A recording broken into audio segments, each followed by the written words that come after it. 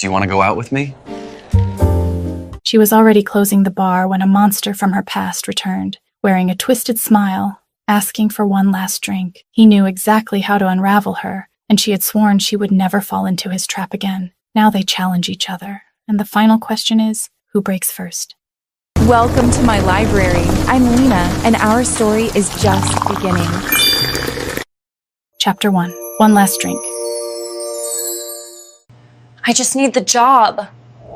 The thing about working in a bar that caters to men with too much money and too little restraint is that you learn to become invisible while being completely visible. I discovered this skill 2 years ago when I started at the Chrysalis, this high-end cocktail bar where the cheapest drink could feed me for a week, and the clientele includes everyone from tech CEOs to politicians to men whose wealth comes from places you don't ask about. And I learned quickly that being beautiful gets you hired, being smart keeps you employed, and being unimpressed keeps you safe. Tonight is Tuesday, which means it's been slow, just a handful of regulars nursing expensive whiskey and pretending they're not checking their phones for messages from wives or mistresses. And now it's 2 a.m., and I'm wiping down the marble bar top with the kind of automatic precision that comes from doing something so many times your hands move without your brain's involvement. I'm good at this job, not just the serving part, but the craft of it. I can make a Negroni that'll make grown men weep, and an old-fashioned so perfect it tastes like liquid nostalgia, and I take pride in that. In being more than just the pretty girl behind the bar, in being someone who actually knows her shit. We're closed, I say, without looking up when I hear footsteps, because there's always one guy who thinks the rules don't apply to him, who sees the chairs going up on tables and thinks his money or charm or sheer audacity will get him one more drink. I know. 2 words. That's all it takes for my entire world to tilt sideways, because I know that voice, would recognize it in my sleep, in a crowded room, in hell itself, and my hands freeze on the bar top as 6 years of carefully constructed armor cracks straight down the middle. I look up slowly, giving myself time to prepare, to rebuild the walls, to remember that I'm not 18 anymore, but nothing could have prepared me for the reality of Kieran Baylor sitting at my bar like the past 6 years didn't happen. Like he didn't destroy me so completely, I had to rebuild myself from scratch. He looks different, older obviously, but it's more than that. The boyish charm that used to make my heart stutter has been replaced by something harder,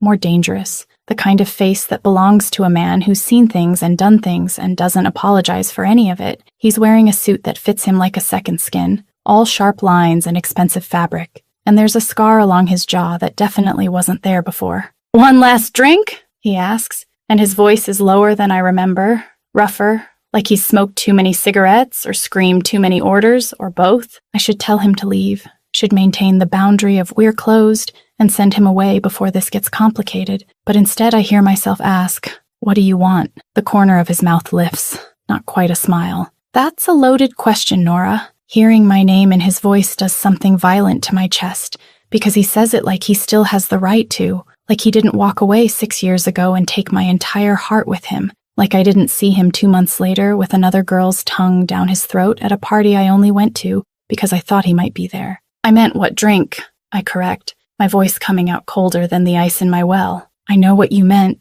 Kieran says, but he's looking at me like he's cataloging every change, every difference between the girl I was and the woman I am, and I hate that I can feel his attention like a physical weight. "Surprise me! We're closed," I say again, because I need to establish some kind of control here. "You said that already. And yet, you're still sitting there, because you haven't asked me to leave," he points out, and he's right, which is infuriating. "If you want me gone, Nora, say the word. I'll walk out that door, and you'll never have to see me again." I should want that, should jump at the chance to erase him from my life a second time, but instead I find myself reaching for bottles, my hands moving through the familiar motions of building a drink. Something complex and bitter and strong, something that matches the taste in my mouth. "Still making drinks like they're art," Kieran observes, watching my hands with that focused intensity I remember too well. "Still making observations nobody asked for," I counter, measuring out Campari with more precision than necessary. He laughs, actually laughs, and the sound is so unexpected that I almost drop the bottle. "There she is." "Who?" "The girl who used to give me shit for everything." Kieran leans forward slightly, elbows on the bar. "I was wondering if she was still in there somewhere." "She's not," I say flatly, finishing the cocktail and sliding it across to him. "She grew up and learned better." "Better than what?" Better than falling for charming assholes who think the world revolves around them. I meet his eyes directly, refusing to look away first. Better than believing pretty words from men who don't know how to stay. Better than being the naive girl who thinks love is enough. Something flickers across Kieran's face. Might be regret, might be pain, but it's gone too quickly for me to identify. That's a lot of bitterness for one drink. You asked me to surprise you. I start wiping down the already clean bar, needing something to do with my hands. Consider yourself surprised. He takes a sip, his eyes never leaving mine, and I hate that I'm waiting for his reaction. Hate that some part of me still cares what he thinks. It's perfect, I know. Confident. Kieran's mouth quirks again. That's new. So, is the scar on your jaw? I point out, because if we're doing observations, I'm not holding back. What happened? Someone finally get tired of your bullshit? Something like that. He touches the scar absently. You look good, Nora. Really good. Different, but good. Don't what? Don't do that thing where you compliment me like you have the right to have opinions about how I look. I cross my arms, defensive and hating that I am. You lost that privilege 6 years ago when you walked away and told me you had more important things to do than waste time on a teenage crush. Kieran's expression goes carefully neutral. I never said you were a waste of time. You said you had a life to build, a father to impress, responsibilities that didn't include a girl who was too young and too naive to understand how the world really works. The words come out more bitter than I intended. And then 2 months later, I saw you at Jake Morrison's party with your tongue down Rebecca Chen's throat. So, excuse me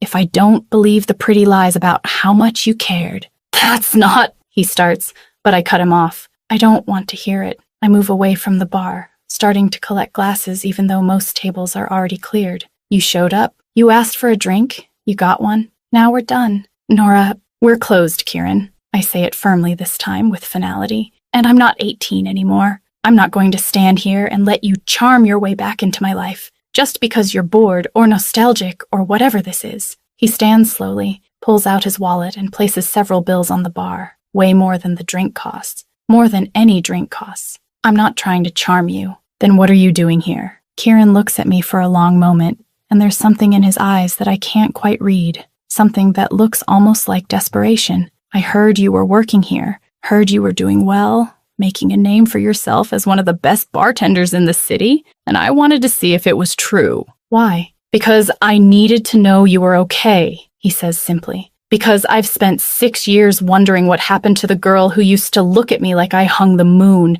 and I needed to see that she survived. The honesty of it steals my breath, but I force myself to stay cold. Well, now, I survived.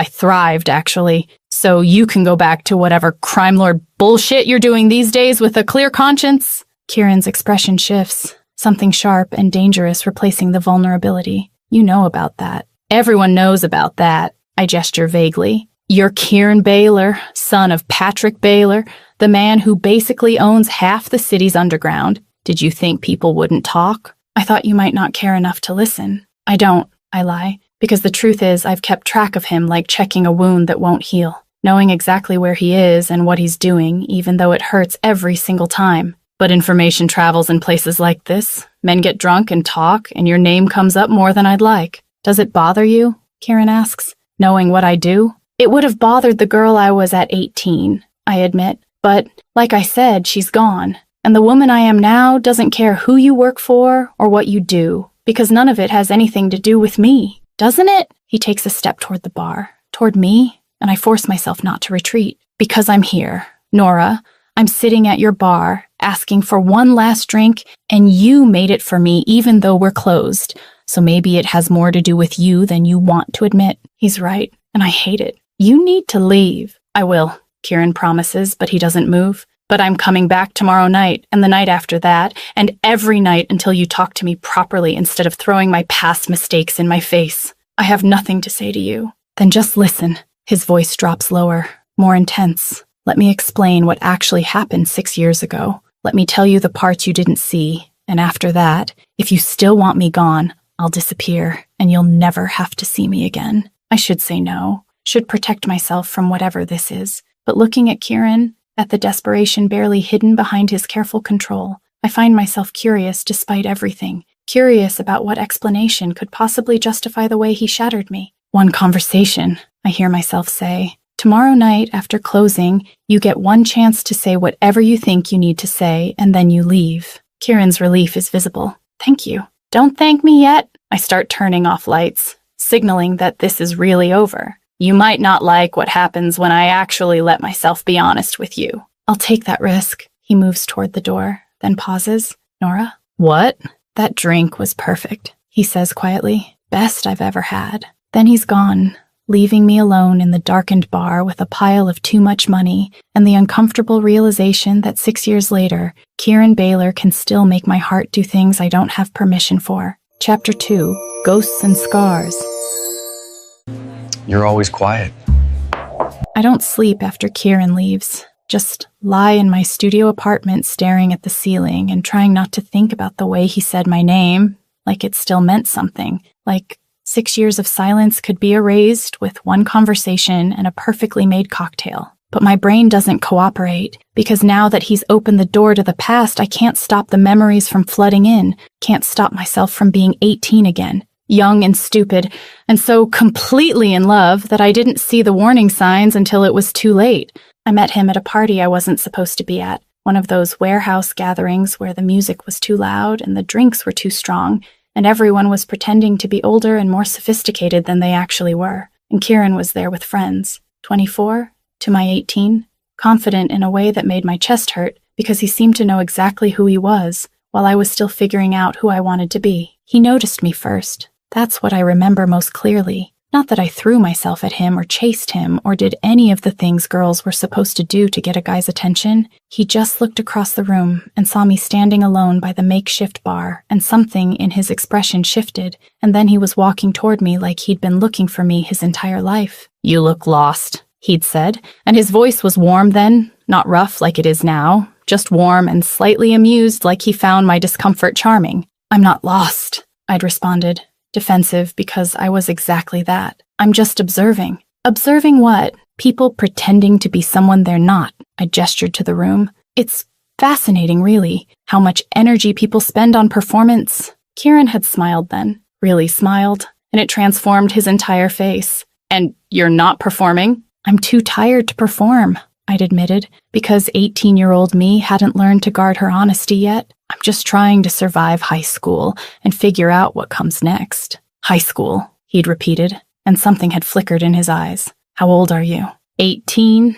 Just graduated? Before you ask if I should even be here. I wasn't going to ask that. Kieran had leaned against the bar beside me. I was going to ask if you wanted to get out of here, go somewhere quieter where we can actually hear each other talk. And I'd said yes, because, of course I'd said yes, because he was beautiful and interested and made me feel like I was the only person in the room. And that's how it started, with me being young and naive enough to believe that when someone looks at you like you matter, it means you actually do. I roll over in bed, pulling the blanket tighter, trying to block out the memory of what came next, the 3 months of pure intensity where Kieran and I existed in this bubble, where nothing else mattered, where we'd meet late at night and talk for hours, where he'd kiss me like I was oxygen and he was drowning, where I fell so completely in love that I couldn't imagine a future that didn't include him. But it wasn't real. Or maybe it was real, but it wasn't sustainable, because Kieran had a life I didn't understand, a father with expectations, a business that required his attention, responsibilities that a teenage girl with dreams of college and normalcy couldn't fit into.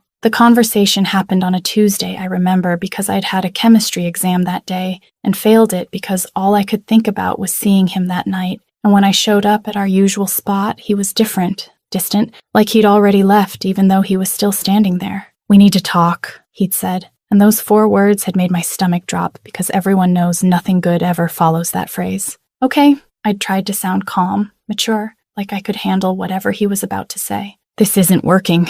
Kieran had run his hand through his hair, a gesture I'd come to recognize as frustration. "I have things I need to focus on, a life I need to build, and I can't do that while I'm distracted by a relationship that's going nowhere." "Going nowhere?" The words had come out small, hurt. "Nora, you're 18. You're about to start college. You have your whole life ahead of you." He'd said it gently, like that would make it hurt less. "And I'm 24 with a father who expects me to take over the family business. We're in completely different places, and this, whatever this is, it's not fair to either of us." "So that's it?" I'd felt tears burning behind my eyes. You're just done. Just like that? It's not just like that. Kieran had stepped closer, reached for my hand, and I'd let him take it because I was pathetic. I care about you, Nora, but this isn't real life. This is a fantasy we've been playing at, and we both need to face reality. My feelings are real, I'd said, and God, I'd sounded so young, so desperate. I know, he'd said, and then he'd kissed me one last time, soft and sad and final, and then he'd walked away, and I'd stood there in the dark feeling like my entire world had collapsed. I sit up in bed now, 6 years later, and I can still feel the ghost of that kiss, can still remember the exact texture of his shirt under my fingers when I'd grabbed at him, trying to make him stay, can still hear the sound of his footsteps walking away. But that wasn't the worst part. The worst part came 2 months later when I'd gone to that party specifically hoping to run into him, hoping that maybe enough time had passed that we could try again. And instead I'd walked in and seen him with Rebecca Chen, her hands in his hair and his hands on her waist, and their mouths fused together like she was giving him air. I'd stood there frozen, watching the man who'd said he needed to focus on his life and couldn't handle a relationship apparently having no problem with casual hookups, and something inside me had broken so completely that I wasn't sure I'd ever be whole again. My roommate had found me in the bathroom 20 minutes later, sobbing so hard I couldn't breathe,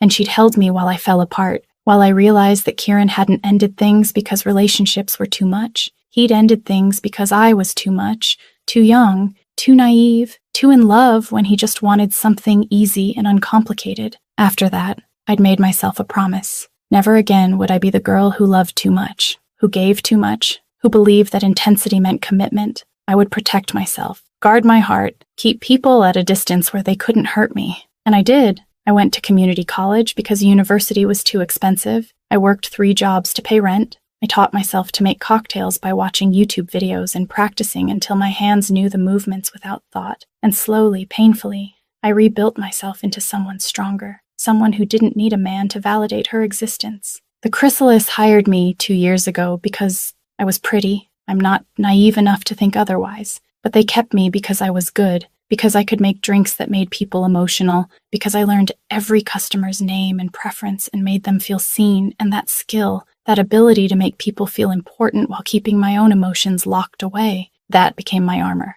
My phone buzzes on the nightstand and I grab it, hoping for a distraction from my spiraling thoughts. But instead I see a text from an unknown number. Unknown. I meant what I said. Tomorrow night. 1 conversation. That's all I'm asking. I stare at the message, my thumb hovering over the delete button because I should block this number, should refuse to engage, should protect myself from whatever this is. But instead, I type back, "Me? How did you get my number?" The response is immediate. Unknown. I have resources. And before you ask, yes, I know that's creepy, but I needed to be able to reach you. Me. For what? To continue ruining my sleep schedule with unwanted memories? Unknown. To make sure you don't change your mind about tomorrow. Me. Bold of you to assume I agreed in the first place. Unknown. You didn't say no. For you, that's basically a yes. I hate that he's right. Hate that he still knows me well enough to read between my lines. Me. 1 conversation, Kieran. That's all you get? Don't waste it. Unknown. I won't. Sleep well, Nora. Me. Too late for that. I put the phone down and lie back, staring at the ceiling again, and I realize that tomorrow night is either going to give me closure or break me all over again. And I don't know which possibility terrifies me more. Because the girl I was at 18 would have forgiven him with the first apology, would have fallen back into his arms without question, would have believed that love was enough to overcome anything. But the woman I am now knows better, knows that love without respect is just pain with a pretty name, knows that intensity without commitment is just manipulation, knows that I deserve more than being someone's distraction or nostalgia trip. The question is whether Kieran knows that too. Whether whatever he wants to say tomorrow will acknowledge the woman I've become, or if he's still chasing the ghost of the girl I used to be. I guess I'll find out in approximately 18 hours, and God help me. Part of me is actually looking forward to it, to seeing if he's changed as much as I have, to finding out if the man who broke me can handle the woman I rebuilt from the pieces. My last thought, before I finally drift off to sleep, is that tomorrow night is going to hurt, one way or another. Because that's what happens when you let ghosts back into your life. They remind you of everything you survived, and sometimes, terrifyingly, they make you wonder if you survived the wrong things. Chapter 3. The game has changed. Step back. Now. Wednesday night at the Chrysalis is busier than usual.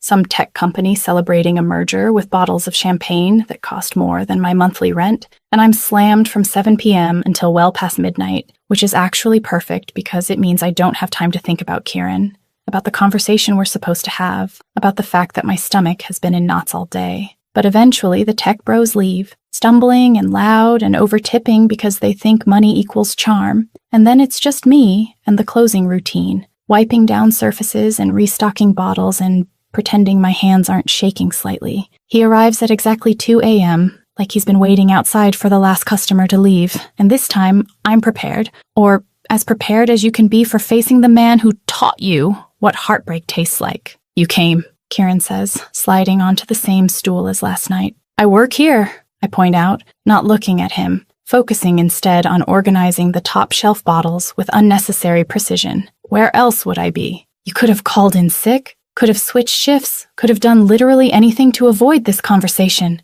I don't avoid things. I turn to face him now, meeting his eyes directly. Not anymore. That's a luxury for people who have something to lose. And I lost everything 6 years ago. So now I just face things head on. Something flickers across Kieran's face. Might be pain. That's not fair. No, I lean against the bar, crossing my arms. What's not fair about it? You ended things. You moved on. I dealt with the consequences. Seems pretty straightforward to me. It wasn't, he starts, then stops, runs his hand through his hair in that familiar gesture of frustration. Can I have a drink? This conversation requires alcohol. What do you want? You, he says, and the word hangs in the air between us, loaded and dangerous. But I'll settle for whatever you're pouring. I should ignore the comment, should stay professional, but instead I hear myself ask, do you always do that? Do what? Say things designed to throw people off balance. I start building an old-fashioned with sharp, precise movements. It's manipulative, Kieran, and I'm not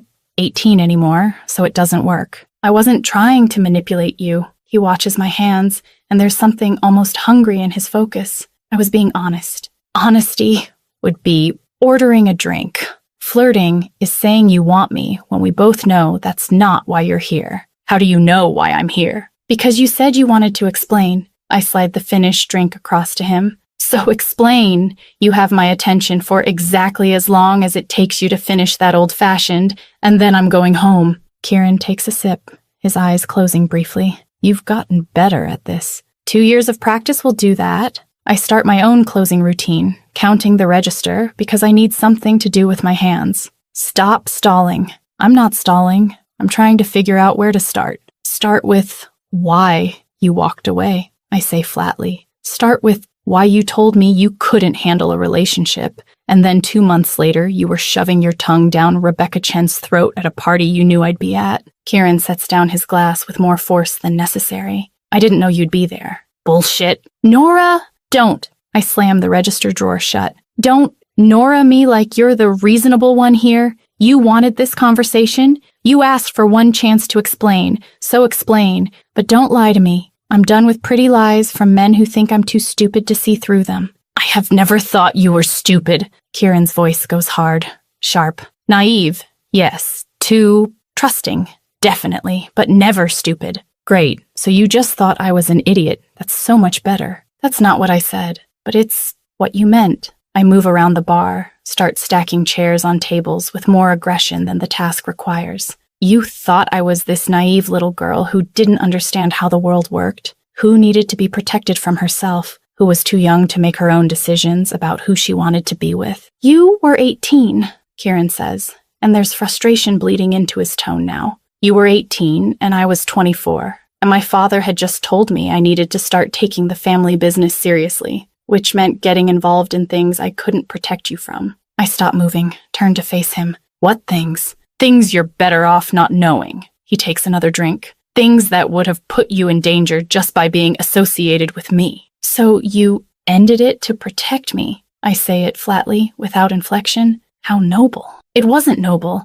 It was necessary. Kieran stands, moves around the bar toward me, and I hold my ground even though every instinct is screaming at me to retreat. My father was grooming me to take over, Nora, and that meant learning the darker parts of the business, the parts that get people killed, and having a girlfriend, especially one as young and innocent as you were. That was a liability I couldn't afford. A liability, I repeat, tasting the word. That's what I was to you? That's what my father saw you as. Kieran stops a few feet away, close enough that I can smell his cologne, the same one he wore 6 years ago. And in his world, liabilities get eliminated. The implication makes my blood run cold. He threatened me? He suggested that my focus was divided. Kieran's jaw tightens, that I needed to choose between building a future with the family or wasting time on distractions, and he made it very clear what would happen to those distractions if I chose wrong. I process this, trying to reconcile the story he's telling with the memory of him kissing Rebecca Chen.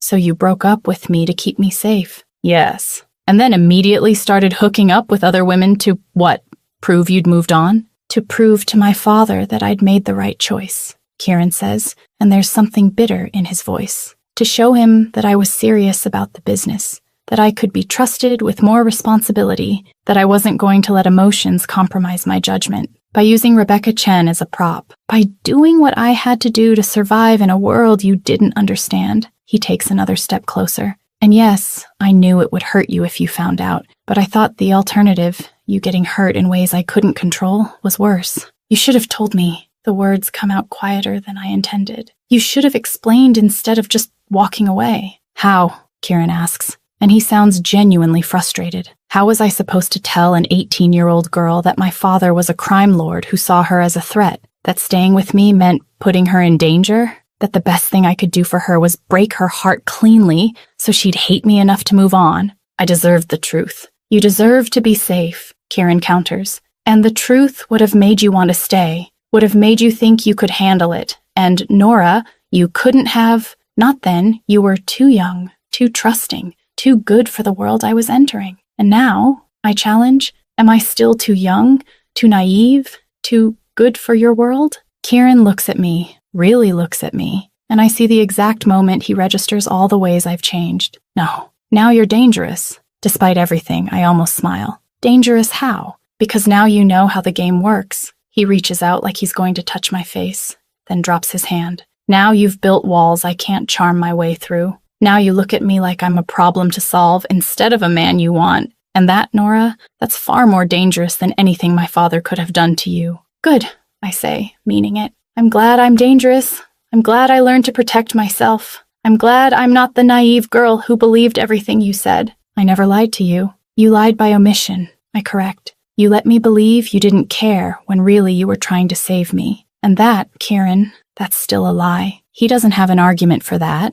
Just stands there looking at me with an expression I can't quite read, and for the first time since he sat down tonight, he doesn't seem to know what to say. Your time's up. I gesture to his nearly empty glass. You explained. I listened. Now you can leave. Nora, unless there's more, I challenge. Unless you have some other revelation that's going to reframe my entire understanding of what happened. Kieran is quiet for a long moment. Then he says quietly, I saw you, at that party, I saw you standing in the doorway watching me with Rebecca. And I saw your face when you realized what you were seeing. The admission steals my breath. You saw me? I saw you, he confirms. And there's something that might be shame in his voice. And I kept kissing her because I needed you to believe I'd moved on. Needed you to think I was exactly the asshole you thought I was. Needed you to hate me enough to actually let go. Well, congratulations, I say bitterly. It worked. Did it? Kieran takes a step closer, close enough now that I'd have to tilt my head back to maintain eye contact.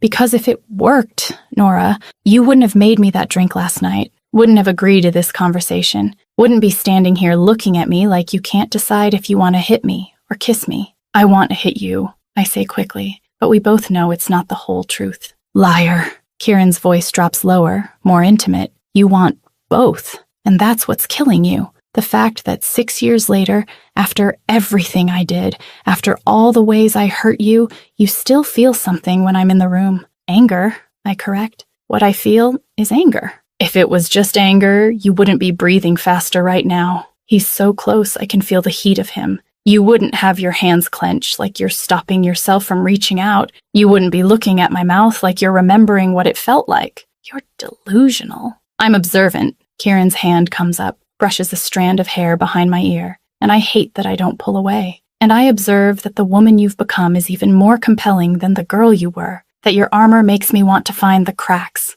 that your anger is more interesting than anyone else's affection. That's a problem, I manage, even though my voice comes out too breathy. Why? Because I don't want to be interesting to you. I force myself to step back, to put distance between us. I want to be done with you. I want to stop thinking about you. I want 6 years of getting over you to actually mean something. But you haven't, Kieran says, and it's not a question. You haven't gotten over me any more than I've gotten over you, and we can pretend that this is just about closure or explanation or tying up loose ends, but we both know that's not what this is. Then what is it? It's me realizing I made a mistake, he says simply. It's me understanding that protecting you by pushing you away was the coward's choice. It's me seeing the woman you've become and wondering if maybe, just maybe, you're strong enough now to handle my world. I don't want to handle your world, I say firmly. I want nothing to do with crime lords and family businesses and danger.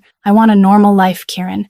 I want safety and peace and a future that doesn't include looking over my shoulder. Then tell me to leave, he challenges. Tell me you don't want this, that you're completely over me, that 6 years was enough time to erase everything we had. Tell me, Nora, and I'll walk out that door right now. I open my mouth to do exactly that, to send him away and protect myself from whatever this is becoming. But the words won't come, because he's right. Damn him. He's right that I haven't gotten over him, that some part of me is still 18 and in love and hoping that this time will be different. I hate you, I say instead, and it comes out like a confession. I know, Kieran says softly, but that's not all you feel, is it? No, I admit, because what's the point in lying anymore? But it's the feeling I'm choosing to focus on, because the alternative is letting you break me again, and Nora, I've worked too hard to rebuild myself to let that happen. I don't want to break you. He reaches for my hand, and this time I let him take it. I want to prove that I've changed, that I'm not the 24-year-old coward who chose his father's approval over your heart. I want a chance, Nora, just one real chance to show you that this could work. It can't work, I say, but I don't pull my hand away. We're in completely different worlds, Kieran. I make cocktails, and you run criminal empires. That's not a foundation for anything real, isn't it? His thumb traces patterns on my palm, because I'm pretty sure loving each other despite the impossibility is exactly what we did 6 years ago. The only difference is now we're both old enough to know what we're choosing. The word loving does something violent to my chest, and I realize that's the first time either of us has named what this is, what it was, what it might still be. One chance, I hear myself say, even though every logical part of my brain is screaming at me to stop. But not like before. Not with secrets and lies and you making decisions for me. If we're doing this, Kieran, we're doing it as equals, with honesty and respect and me having full knowledge of what I'm walking into. Deal, Kieran says immediately, like he was waiting for exactly this. And if you hurt me again, I continue, needing him to understand. If you walk away or betray me or use me as a prop in your family drama, I'm done. Not just with you, but with the idea of you. I'll burn every memory and never look back. Understood. He brings my hand to his lips, presses a kiss to my knuckles. But I'm not going to hurt you, Nora. Not this time. This time, I'm going to prove I'm worth the risk. I should pull away, should maintain some distance, should remember that pretty words mean nothing without actions, but instead I find myself asking, what happens now? Now, Kieran says, still holding my hand like it's something precious. Now I take you to dinner tomorrow night. Somewhere nice, somewhere we can talk without the ghost of who we were hanging over us. And we start over properly this time. Start over, I repeat, tasting the possibility. Like we're strangers, like we're two people who used to know each other and are learning each other again. He corrects. I want to know who you've become, Nora. I want to hear about your dreams and your plans and why you're making cocktails instead of going to university like you'd planned. The fact that he remembers that detail does something to my defenses. Dinner? I agree. But I'm ordering the most expensive thing on the menu out of spite. Kieran laughs, genuine and warm. I'd be disappointed if you didn't. Chapter 4, Marked Territory. I can handle myself. Thursday night at 7, and I'm in my apartment trying to decide if the black dress reads as confident or trying too hard to impress. And the difference is subtle but important, because I don't want Kieran Baylor thinking I'm dressing up for him, even though technically I am.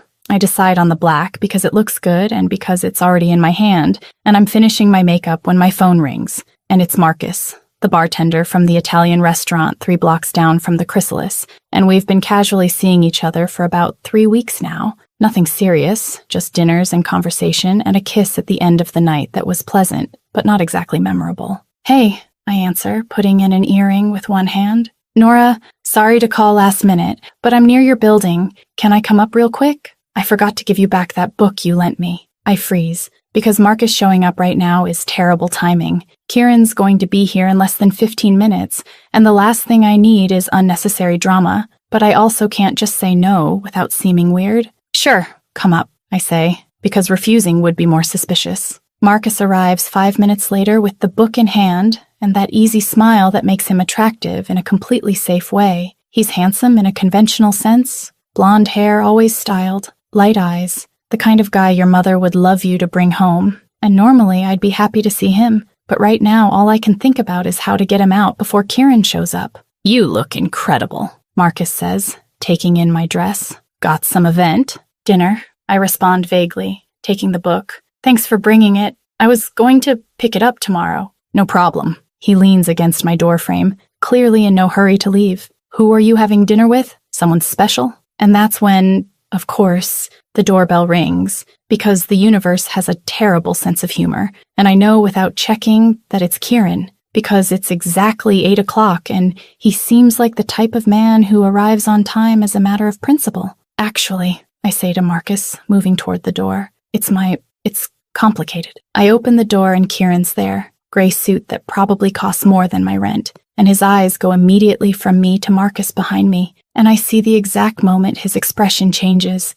something dark and dangerous crossing his face before being replaced by a smile that doesn't come anywhere near his eyes. "Nora," he says my name like a statement of ownership. "Are you ready?" "Almost," I respond, very aware of Marcus still in my living room. "Kieran, this is Marcus Kieran." "The ex," Marcus says, and it's not a question. "Something like that." Kieran enters the apartment without being invited, and suddenly my space feels much smaller, much more charged. Although ex implies something ended definitively, and I'd say our situation is more ongoing. I resist the urge to roll my eyes. Marcus was just returning a book. "How convenient." Kieran looks at Marcus with the kind of attention that probably makes grown men back down. "Marcus, is it? Where do you work?" "Rossini's," Marcus answers, and I have to give him credit. He doesn't look intimidated. "I'm a bartender. Met Nora through the circuit." "I see." Kieran moves through the room like he's assessing territory, taking in details, cataloging threats. "And you two are friends?" I interrupt firmly, because I'm not having this conversation with Kieran in my living room. "Marcus, thanks for the book. We'll talk later." Marcus takes the hint, waves to me and leaves, but not before shooting Kieran a look that clearly says, "Watch this one," and then it's just the two of us in my apartment, and the tension is so thick I could cut it with a knife. "Friends?" Kieran repeats, and there's something sharp in his tone. "Yes, friends." I grab my purse, check I have everything. People who spend time together, talk, occasionally go out for dinner. You must be familiar with the concept. He wants more than friendship. "Probably," I agree, applying gloss to my lips. "Most men do. It comes with the territory of being a woman who works in a bar. You learn to navigate it." "And do you want more?" Kieran asks, and there's something dangerous in the quietness of his voice. "Want to know if I want more with Marcus?" I turn to face him directly. That's an interesting question coming from someone who has absolutely no right to ask it. "Nora, no." I hold up my hand, cutting him off. "You don't get to do this, Kieran. You can't show up after 6 years, ask for a chance, and suddenly act like you have some kind of claim over my life. I've been dating people, I've been kissing people, I've been doing everything single adult women do, and none of that is your business." Something crosses his face, raw possessiveness he doesn't try to hide. "It's my business, if we're trying to build something." "Are we?" I challenge. "Because so far we've had one conversation and you promised me dinner. That doesn't make us exclusive, doesn't make me yours, doesn't give you the right to interrogate men in my apartment like they're threats to your territory." "He is a threat." Kieran takes a step closer. "Any man who looks at you is a threat. because I know exactly what they're thinking. And Nora, the idea of someone else touching you, kissing you, making you laugh the way I used to, makes me violent. The raw honesty of it hits me, but I don't let it show. That's your problem, not mine. It's our problem if you feel the same. I don't.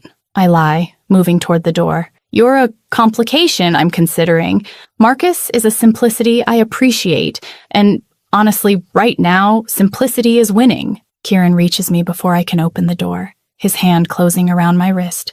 Not squeezing, just holding. You don't want simplicity, don't I? I raise an eyebrow. Tell me, Kieran, what do I want? You want someone who challenges you. He pulls gently, bringing me closer. Someone who sees past the armor to the woman underneath. Someone who's not afraid of your strength or your sharpness. You want intensity, not mediocrity, and as safe as Marcus might seem, we both know he'd bore you within a week. Presumptuous, I say, but my voice comes out weaker than I intend. Honest, Kieran corrects, his thumb tracing circles on my wrist. And you know I'm right, because if Marcus were enough, you would have canceled on me, would have chosen the easy option instead of risking this. The fact that you're here, dressed like this, about to go out with me, says everything. I pull my wrist away, putting physical distance between us. The fact that I'm here says I honor my commitments, not that Marcus isn't enough. And Kieran, if you act like this again, if you walk into my space and act like you have rights to my romantic life, there won't be a second dinner. Am I being clear? Something shifts in his expression, recognition that he's crossed a line. Crystal clear. Good. I open the door. Now let's go to your dinner before I change my mind. The car is the same as yesterday, all expensive leather and silent technology, and we drive in silence for 10 minutes before Kieran finally speaks. I was jealous, he says simply. Seeing another man in your apartment, knowing he's been close to you in ways I haven't, made me lose control, and I apologize for that. You should, I respond, looking out the window. But I'm not going to apologize for wanting you for myself, he continues. For having thought about you every day for the past 6 years, for having compared every woman I met to the memory of an 18-year-old girl and finding them all lacking. I'm not going to apologize for being possessive, Nora, because that's who I am. Then you need to learn to control it. I turn to face him, because I'm not property. I'm not territory to be claimed. I'm a person with my own life and my own choices, and if you can't respect that, then no matter how much you want me, it's not going to work. What if I promise to try? Kieran asks. Not that I'll be perfect at it, but that I'll make a conscious effort not to act like a possessive asshole every time another man looks in your direction. Then I'd consider that a start, I allow, relaxing slightly. But, Kieran, you need to understand something. I'm not available just because you decided you want me back. I have a life, I have options, and you're going to have to prove you're worth choosing over those options. Fair enough. He parks in front of the same Italian restaurant as yesterday. And Nora, I will prove it. Might not be today, might not be tomorrow, but I'll show you I'm the best choice you could make. Confident, I observe, getting out of the car. Determined, Kieran corrects, coming around to offer me his arm. There's a difference. Dinner starts tense, both of us still navigating the aftermath of the confrontation in the apartment. But gradually the conversation flows, and I find myself forgetting to be defensive, forgetting to measure every word, just existing in the moment with a man who knows me in ways nobody else does. Tell me about Marcus, Kieran says eventually, and when I narrow my eyes, he holds up his hands in surrender. Not in a possessive way, genuinely curious. You said you've been seeing him for a few weeks. Is it serious? No, I admit. He's nice, easy to be around, but there's no depth. We talk about work and movies and superficial things, but never about anything real. Never about who we actually are. And you want depth. I think so. I pick up my wine. Or maybe I'm just used to intensity and don't know how to do casual anymore. You kind of ruined that for me. You know, got me used to conversations that last until dawn and connection that feels electric, and now everything else seems bland. Kieran smiles, but there's something sad in it. Sorry about that. Don't apologize, I say, surprisingly sincere. I'd rather know that intensity exists than settle for lukewarm, even if it makes everything harder. That makes us impossible to satisfy, Kieran observes. Or just selective, I counter. There's a difference between having high standards and being impossible to satisfy. And do I meet your standards? I look at him, really look at him, cataloging the changes and similarities, the man versus the memory. You meet some, fail miserably at others. The question is whether the ones you meet outweigh the ones you fail. And do they? Still deciding, I say honestly. Ask me again in a month, after I've seen if your actions match your words. A month, Kieran repeats. I can work with that. We finish dinner, and he drives me home. And this time, when we reach my door, there's a moment of hesitation, both of us aware that something shifted tonight, that lines were drawn and boundaries established, and the dynamic between us is solidifying into something concrete. Thanks for dinner, I say, fishing for my keys. Nora, Kieran waits until I look at him. I'm not giving up, even when you test me, even when another man shows up, even when it gets hard. I'm not walking away this time. Promises are easy, Kieran. It's keeping them that's hard. Then watch me keep them. He leans in, kisses my forehead softly. Good night, I'll call tomorrow. I watch him leave, and it's only when I'm alone in my apartment that I allow the smile to appear, because despite the tension, despite the jealousy and possessiveness and all the red flags, part of me liked seeing Kieran Baylor lose control, liked knowing that after 6 years, I can still make him feel things he can't control, and that, more than any pretty words or promises, tells me that maybe, just maybe, this is worth the risk. Chapter 5. The Illusion Shatters. You don't talk much. Friday night, I'm working a private event at the Meridian Tower, one of those high-rise buildings where the penthouses cost more than most people make in a lifetime, and the party is exactly what you'd expect from people with too much money and too little substance, all crystal champagne flutes and designer dresses and conversations that mean nothing while pretending to mean everything. I'm behind the mobile bar they've set up in the main room, making cocktails for people who barely taste them before setting them down. And I'm good at this, at being present but invisible, at smiling without engaging, at making drinks so perfect they become conversation pieces without me having to be one. The host is some tech CEO celebrating a merger, the kind of man who shakes hands like he's sealing your fate, and the guests are a mix of business partners and social climbers and people who exist in that strange space where work and pleasure blur into one continuous performance. I've been here 2 hours when I see him, Kieran walking in like he owns the place, which given his father's reach he probably does in some indirect way,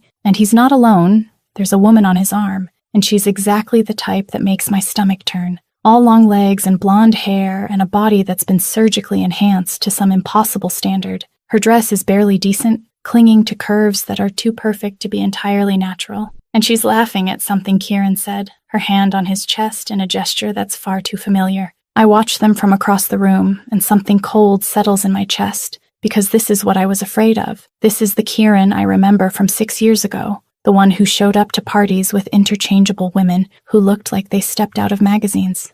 The one who could say intense things to me in private and then act like I didn't exist in public. The woman leans in closer, whispering something in his ear, and Kieran smiles. Not the real smile I've seen directed at me, but the performative one he uses for people he's managing, and I realize with sickening clarity that she's a prop, an accessory he brought to impress someone at this party. And the fact that he'd do that he'd use another woman the same way he used Rebecca Chen 6 years ago, makes me want to throw up. Where's the intense man who showed up at my bar? The one who said he'd changed? The one who looked at me like I was the only person in the room? Because right now all I see is a man who's comfortable with superficiality, who can stand next to a woman whose only value seems to be her appearance and act like that's enough. And I wonder if I've been deluding myself, if the connection I thought we were rebuilding was just another performance. Men, I think bitterly, they're all the same in the end. Doesn't matter how pretty the words are, doesn't matter how intense the eye contact. When it comes down to it, they'll always choose the easy visual over the complicated real.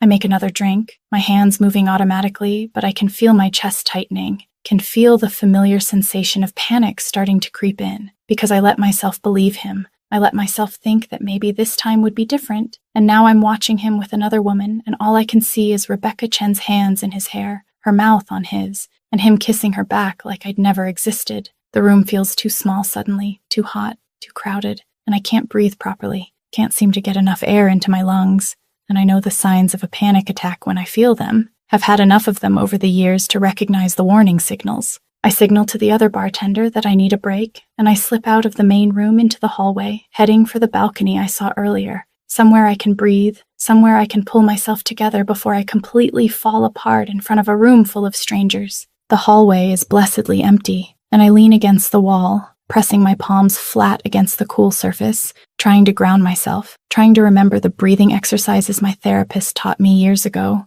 In through the nose for 4 counts, hold for 4, out through the mouth for 4. But it's not working, because every time I close my eyes, I see Kieran with that woman, see him with Rebecca, see an endless parade of beautiful, superficial women who get his attention while I get his excuses. And the unfairness of it, the sheer fucking unfairness of falling for the same man twice and getting hurt the same way, overwhelms me completely. My vision starts to blur, the edges going dark, and I know I need to sit down, but my legs won't cooperate. And then I'm falling, actually falling. And the last thing I see before everything goes black is Kieran turning the corner, his expression transforming from confusion to alarm as he sees me collapse. I'm only out for seconds, maybe a minute, but when I come back to consciousness, I'm on the floor with Kieran kneeling beside me, his hands on my face, and there's genuine fear in his eyes, not the controlled mask he wears for everyone else, but raw, unfiltered terror. "Nora, talk to me. What happened?" His voice is rough,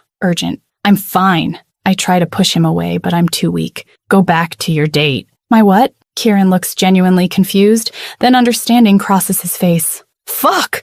You saw me with Vanessa." "I don't care," I lie, trying to sit up and failing. "Just leave me alone." "Not happening." Kieran scoops me up before I can protest, carrying me down the hallway like I weigh nothing. "There's a private suite on this floor. You need to lie down." "I need to get back to work," I argue, but my voice is weak even to my own ears. "You just passed out. You're not going anywhere except somewhere you can rest." He uses his elbow to push open a door, and suddenly we're in a bedroom that's bigger than my entire apartment, all floor-to-ceiling windows and expensive furniture, and a bed that looks like it costs more than I make in a year. Kieran sets me down on the bed gently, and I hate that even now, even angry and hurt and feeling like an idiot, his touch makes me feel safe, makes some part of me want to curl into him and never let go. "I'm calling a doctor." He pulls out his phone. "Don't," I say firmly. "I'm fine.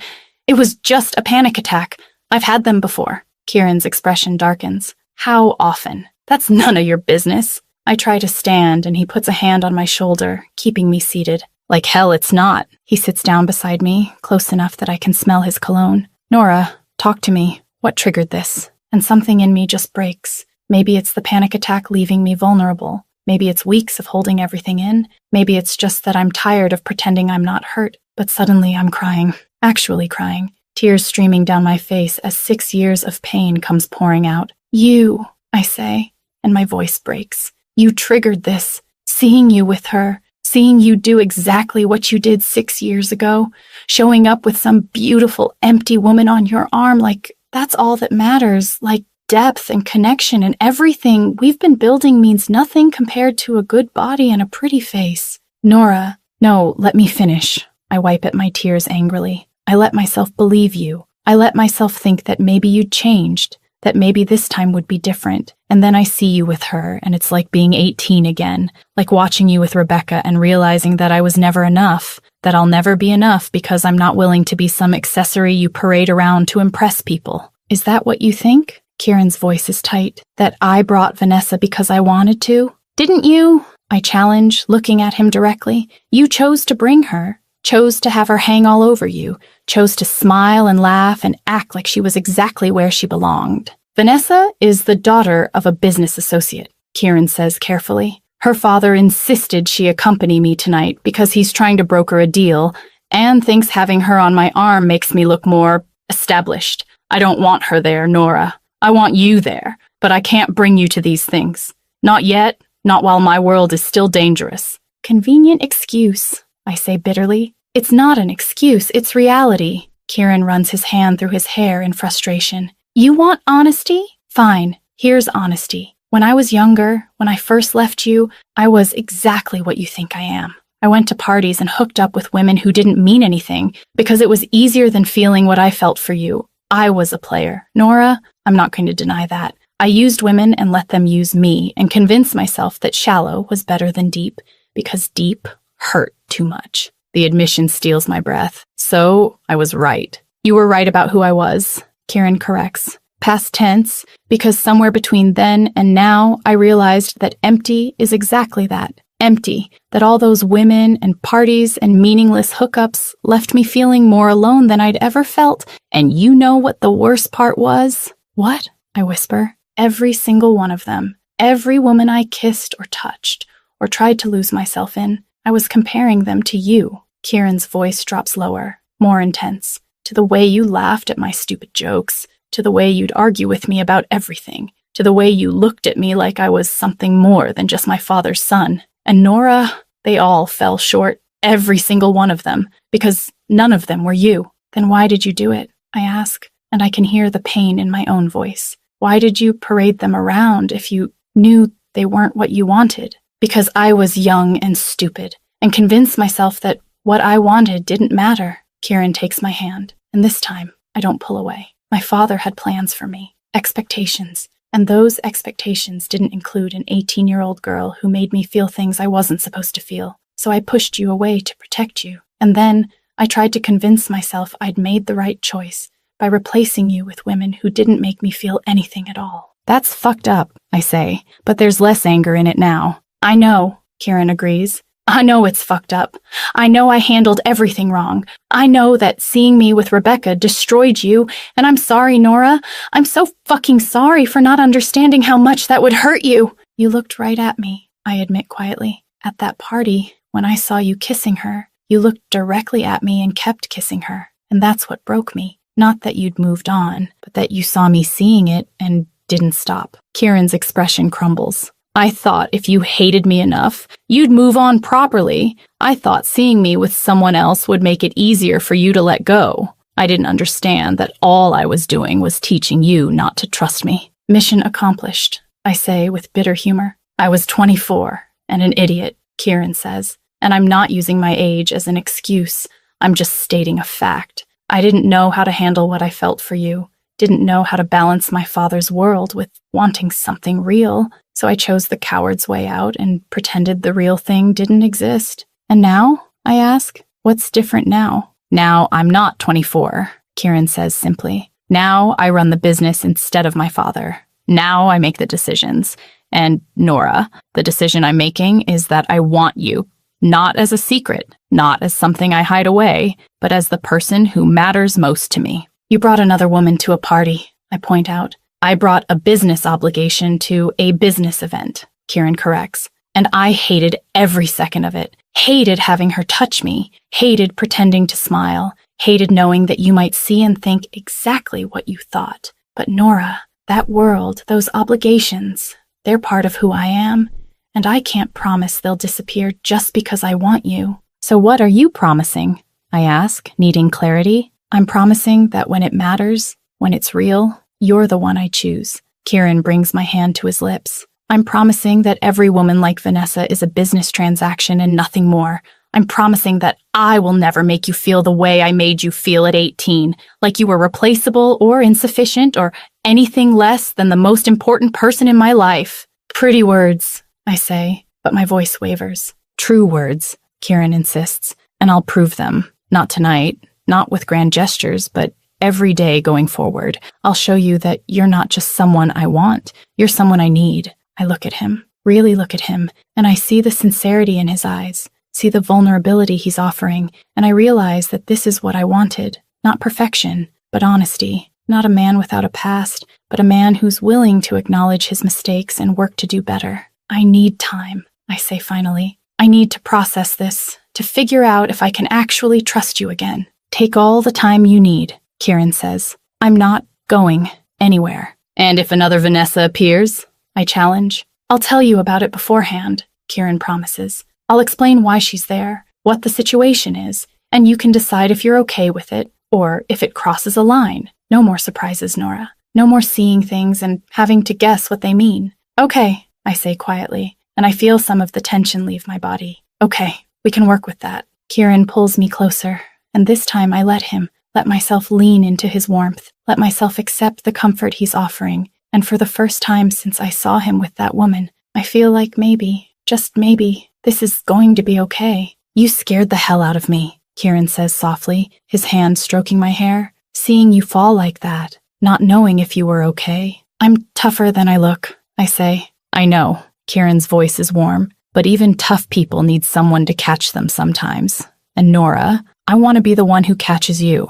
Always. The sentiment is almost too much, too intense, but instead of pulling away, I find myself asking, why did you really come back? After 6 years? Why now? Kieran is quiet for a long moment, and I can feel his heart beating against my cheek. Because I couldn't stay away anymore. Because every day without you felt like I was missing something essential. Because my world is dangerous and difficult and dark. And you, Nora, you're the only light I've ever had. That's a lot of pressure, I say with a slight laugh. Then share it with me, Kieran suggests. Let me be your light too. Let us figure this out together, instead of you carrying everything alone. And lying there in his arms, feeling safe for the first time in 6 years, I find myself thinking that maybe, just maybe, I'm willing to try. Chapter 6. When Walls Fall.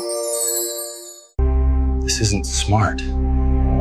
We stay like that for a while, me in his arms, both of us breathing in the quiet of the room, and it's the first time since he walked back into my life that I feel something close to peace, like maybe all the chaos and hurt and confusion is leading somewhere that makes sense. I need to tell you something, Kieran says eventually, his voice low against my hair. The real reason I came back. I thought you said you couldn't stay away. I shift slightly so I can see his face. That's true, but it's not the whole truth. He takes a breath, and I can feel the tension in his body. 3 months ago, my father died. I pull back to look at him properly. Kieran, Don't. He cuts me off gently. Don't apologize. We weren't close. Not in any real way. He was my father, but he was also my boss, my critic, the person whose approval I spent my entire life chasing and never quite reaching. And when he died, I inherited everything. The business, the responsibilities, the power, all of it. That must have been overwhelming. It was liberating, Kieran says, and there's something raw in his admission. For the first time in my life, I didn't have to answer to anyone, didn't have to make choices based on what he wanted or expected. I could just be me. And Nora, the first thing I wanted when I had that freedom was you. The honesty of it steals my breath. Why? Because you're the only person who ever made me feel like I was enough just as I am. Kieran's hand comes up to cut my face. Not because of my name, or my money, or my power, but because of who I actually am underneath all of that. And I realized that I'd spent 6 years trying to be the man my father wanted me to be, and in doing that, I'd lost the only person who ever made me want to be better. Kieran, I whisper, not sure what to say. I'm not good at this, he continues, his thumb tracing my cheekbone. I'm not good at being vulnerable or admitting I need someone, but Nora, I need you. I need your sharp edges and your refusal to be impressed by superficial things. I need the way you challenge me and call me out and make me work for every piece of trust. I need you because without you, everything else is just noise. That's not fair, I say, but my voice shakes. You can't just say things like that and expect me not to fall apart. Then fall apart, Kieran says softly. Fall apart and let me catch you. Fall apart and trust that I'll put you back together. Fall apart and know that this time, I'm not going anywhere. And something in me just surrenders. All the walls I've spent 6 years building crumble in the face of his honesty. And I realize that I'm tired of protecting myself, tired of being strong and independent and refusing to need anyone, tired of pretending that I don't want exactly what he's offering. I'm scared, I admit. I'm terrified that you'll hurt me again. I know, Kieran leans his forehead against mine, and I can't promise I won't make mistakes. Can't promise everything will be easy, but Nora, I can promise that hurting you will never be intentional, that I will fight every day to be worthy of the trust you're giving me, that I will choose you over and over again even when it's difficult. You really mean that, I say, and it's not a question. I really mean that, Kieran confirms. And I'll prove it, not just tonight, but every day going forward. I'll show you that this isn't just words, it's commitment. I look at him, at the sincerity in his eyes, at the vulnerability he's offering, and I make a decision. Maybe it's reckless, maybe I'll regret it, but in this moment I choose to trust, choose to believe, choose to let myself want this. Tell me about Italy, Kieran says suddenly, pulling back slightly. Tell me about Manarola and why it matters to you. The change in subject catches me off guard. What? I want to hear it again. He smiles, and it's genuine. I want to hear you talk about your dreams with that light in your eyes, the way you used to when you were 18. It's silly, I start, but he shakes his head. It's not silly, it's You and Nora, everything about you matters to me. So I tell him about how I've always imagined Manarola as this perfect place where colorful houses cascade down cliffs to meet the ocean, where the sun is warm and the gelato is cold and people sit in piazzas just existing without the constant pressure to be more, do more, achieve more. Whenever I feel overwhelmed, I explain, I close my eyes and picture myself there, walking through narrow streets, eating pizza that's simple but perfect, watching the sunset paint everything gold. It's my safe place, even though I've never been there. I miss this, Kieran says softly, and there's wonder in his voice. I miss the way you love things, completely and without reservation, the way you can find beauty in places you've never been and experiences you've never had. I was afraid that growing up would have made you cynical, would have taken this away. It almost did, I admit. There were days when imagining Manarola felt pointless, when dreaming about anything felt like setting myself up for disappointment, but I held on to it because it was mine, because no one could take it from me. Let me take you there, Kieran says. Really take you. Not someday, not eventually, but soon. Let me show you Manarola and watch you fall in love with it in person. You're serious, I realize. Completely serious. Kieran's hand finds mine. I want to see your face when you taste real Italian gelato for the first time. I want to walk those narrow streets with you. I want to watch the sunset and know that I'm the one who gets to share these moments with you. That's a big gesture, I say carefully. It's not a gesture, it's a promise, Kieran corrects. It's me showing you that your dreams matter to me as much as mine do, that what makes you happy makes me happy, that I'm invested in your joy, not just in having you. And that's when I know, really know, that this is different, that he's different, that whatever we're building is worth the risk because it's based on something real, something that survived 6 years apart and came back stronger. Kiss me, I say, and my voice is steadier than I feel. Kieran's eyes darken. Nora, kiss me, I repeat, reaching up to touch his face. Stop holding back. Stop being careful. Just kiss me like you've wanted to since you walked into my bar. If I start, Kieran warns, his voice rough, I won't want to stop. Good, I say simply, and then I close the distance between us. The kiss is nothing like I remember. It's better, more intense. 6 years of longing compressed into a single moment of connection. His hands are in my hair, on my waist, pulling me closer like he's trying to merge us into one person. And I'm kissing him back with everything I have, all the anger and hurt and love I've been holding on to pouring out in the press of lips and tongue and teeth. We break apart only long enough to breathe, and then we're kissing again, and it's desperate and consuming and exactly what I need, what we both need, to burn away the past and start fresh. Are you sure? Kieran asks against my mouth, and I can feel him trembling with restraint. I'm sure. I pull him closer. I'm sure about this, about you. About us. What happens next is inevitable, natural, like gravity finally pulling us back together after years of resistance.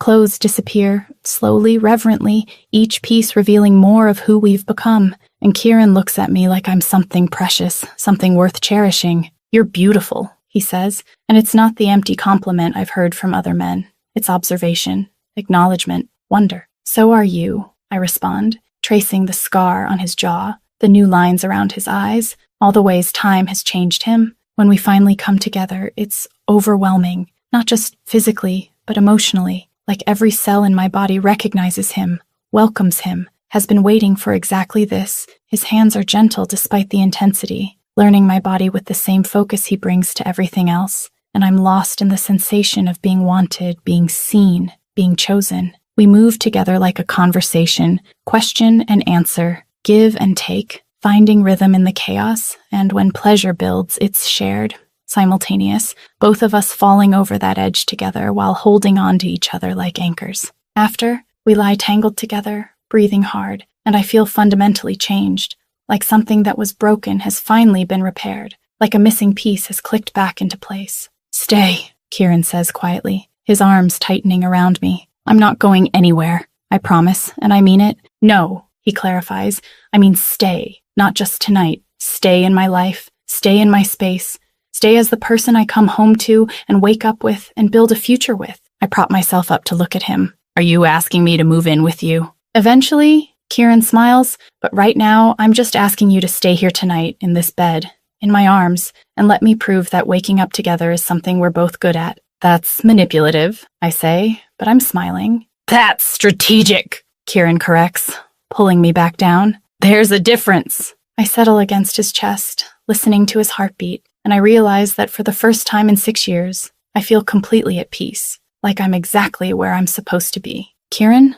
I say into the quiet. Yeah? Thank you for coming back, I admit. Thank you for not giving up, for pushing past my walls, for being brave enough to be vulnerable. Thank you for letting me. Kieran's hand strokes my hair. Thank you for giving me a chance I probably didn't deserve, for seeing past my mistakes to who I'm trying to be. We drift off like that, wrapped in each other, and my last conscious thought is that this feels like a beginning, like everything before was just prologue, and the real story is finally starting. When I wake up, it's still dark, and Kieran is beside me, awake, watching me with an expression I can't quite read. What? I ask, voice rough with sleep. Nothing, he says softly. Just memorizing this, you in my bed, actually here, actually mine. Possessive, even in the middle of the night, I tease. Always, Kieran admits without shame. But Nora, you're mine in the ways that matter.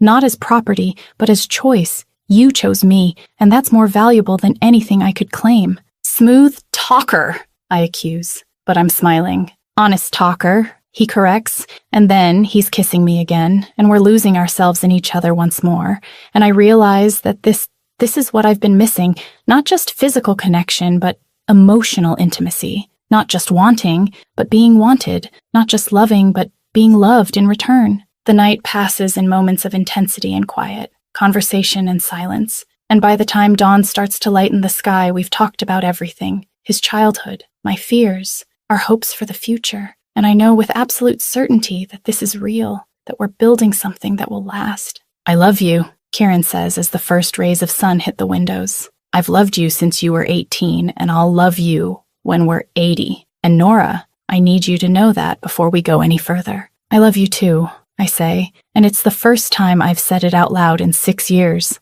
I never stopped. Even when I hated you, even when I tried to move on, I never stopped loving you. Then let's not waste any more time. Kieran pulls me closer. Let's start living the life we should have had 6 years ago. And lying there in his arms, watching the sunrise paint the room gold, I think about Manarola and colorful houses, and the dream I've held on to for so long. And I realize that maybe home isn't a place at all. Maybe home is a person, and I've finally found my way back. Chapter 7, Consequences.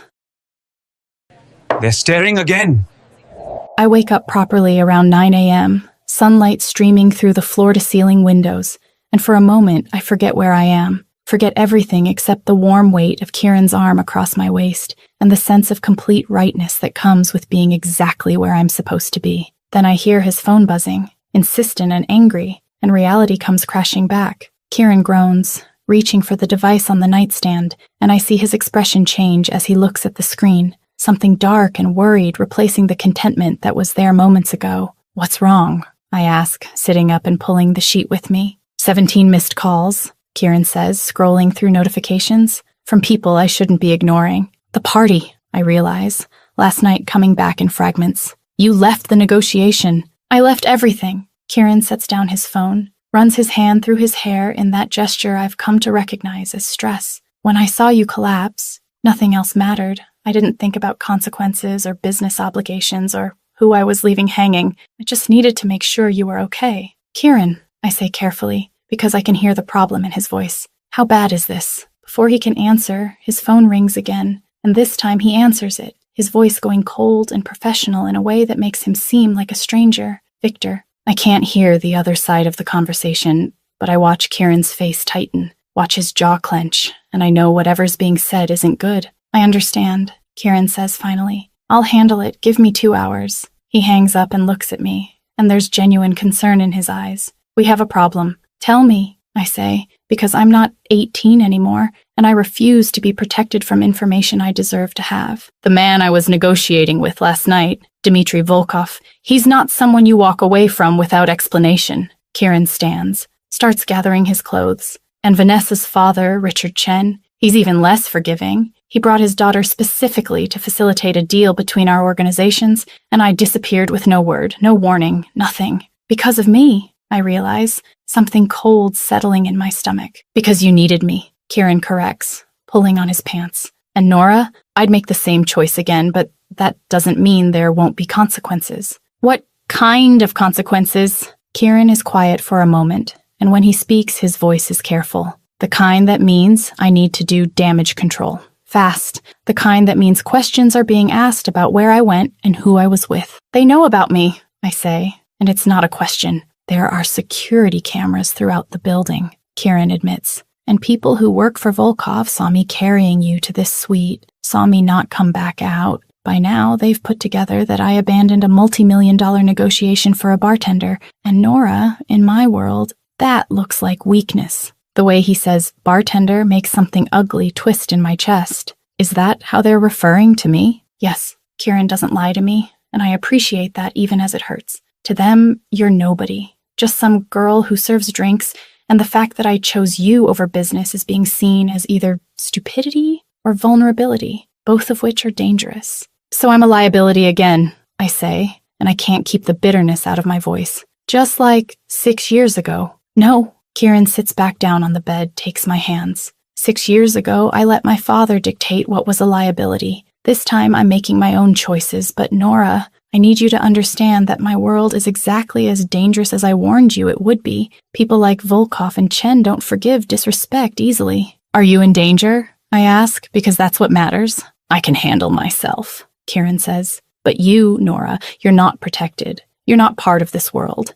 And if they decide you're a weakness, they can exploit. If they think hurting you will hurt me, then yes, you could be in danger. The reality of what he's saying hits me, and I realize that last night, when we were tangled together and making promises, I didn't fully comprehend what I was signing up for. I knew abstractly that his life was complicated, but knowing and experiencing are very different things. What do we do? I ask, forcing myself to stay calm. I need to go handle this. Kieran stands again, finishes dressing. I need to smooth things over with Volkov, apologize to Chen, make it clear that last night was an anomaly, not a pattern. By telling them I don't matter, I say flatly. By telling them whatever keeps you safe, Kieran corrects. And Nora, I know that sounds bad. I know it seems like I'm minimizing what we have, but in this world, the less important you seem, the safer you are. That's fucked up, I say, but I understand the logic. It is, Kieran agrees, but it's reality, at least for now. At least until I can consolidate power enough that people don't see you as leverage. How long will that take? I don't know, Kieran admits, and I can hear the frustration in his voice. Weeks, maybe months. My father just died, Nora. I'm still establishing myself as the actual authority. There are people who think I'm too young, too soft, too different from him, and they're looking for any excuse to challenge my leadership. And I gave them one, I realize. No, Kieran cups my face. I gave them one by choosing you, and Nora, I'd do it again in a heartbeat. But I need you to trust me to handle this. I need you to let me manage the politics while you stay safe. There's that word again. Safe? Like I'm something fragile that needs protecting, and I feel myself bristling, even though I know he means well. I can take care of myself, I say firmly. I know you can, Kieran says, but there's a difference between regular danger and the kind of danger that comes from making enemies of men like Volkov. These aren't guys who fight fair, Nora. They go after families, friends, anyone who matters. And if they think you matter to me, they won't hesitate. So, what are you saying? I ask, even though I'm afraid I know the answer. I'm saying I need you to be careful, Kieran says. I'm saying, don't walk home alone. Don't go anywhere unfamiliar. Keep your phone on you at all times. I'm saying, let me assign someone to watch your building, just until this blows over. You want to put security on me, I say, and it's not a question. I want to make sure you're protected, Kieran corrects. There's a difference. Is there? I pull away from him, suddenly feeling claustrophobic, because, from where I'm sitting, it sounds like you're trying to control my life, decide where I go and what I do and who watches me. And Kieran, I didn't sign up for that. What did you sign up for? Kieran asks, and there's challenge in his voice. Because this is my world, Nora. This is what it means to be with me. It means security and precautions, and yes, sometimes it means limits on your freedom, because the alternative is you getting hurt. I'm not a child, I say, anger bleeding into my voice. I don't need you making decisions for me about my own safety. Then what do you need? Kieran asks, and he sounds genuinely frustrated. Because I'm trying to figure out how to keep you safe without making you feel controlled. But Nora, those two things are in direct conflict right now. Before I can answer, his phone rings again. And this time, when he looks at the screen, his expression goes carefully blank. I have to take this. He steps out of the room, and I'm left alone with my thoughts, with the growing realization that last night I fell in love with a man whose life is infinitely more complicated than I understood. And now I have to decide if I'm strong enough to handle that complication, or if this was a mistake from the start. I get dressed in last night's clothes, feeling rumpled and out of place, and I'm checking my own phone when Kieran comes back in, and his expression tells me whatever that call was, it made things worse. Talk to me, I say. That was Chen, Kieran says tightly. He wants a meeting today, and he's bringing Vanessa. He wants an explanation for why I abandoned them, and more importantly, he wants assurance that my personal life won't interfere with business again. And if you can't give him that assurance, then the deal falls through, and with it, several other agreements that depend on Chen's cooperation. Kieran's frustration is visible now. And Nora, I'm not telling you this to make you feel guilty. I'm telling you so you understand why I need to handle this carefully. I understand, I say, even though part of me wants to argue that if a business deal depends on him bringing the right woman to parties, maybe it's not a deal worth having. Vanessa is going to be a problem, Kieran continues. Her father had hopes that she and I could be, He basically wanted to marry her off to secure the alliance, and when I showed no interest, he was already annoyed. Now, with you in the picture, he's going to see it as a direct insult. Because I'm just a bartender, I say, and I can't keep the edge out of my voice. Because you're not part of this world, Kieran corrects. And Nora, I know how that sounds. I know it seems like I'm saying you're not good enough, but that's not what I mean.